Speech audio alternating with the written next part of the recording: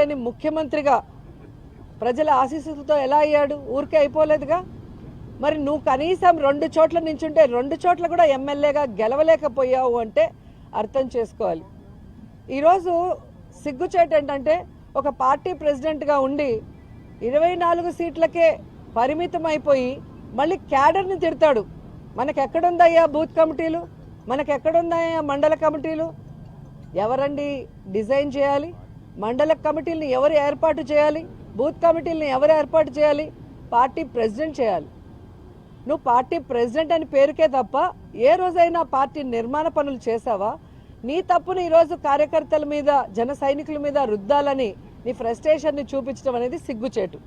ఈరోజు ముష్టి 30 సీట్లు కూడా తెచ్చుకోలేని నువ్వు నిన్న జగనన్ననే అతపాతాలానికి తొక్కుతానంటున్నావు.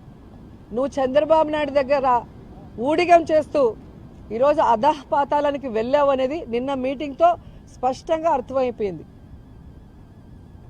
ఈ వీడియో కానీ మీకు నచ్చినట్లయితే లైక్, కామెంట్, షేర్ చేయండి. మరిన్ని అప్డేట్స్ కోసం సబ్స్క్రైబ్ చేయండి.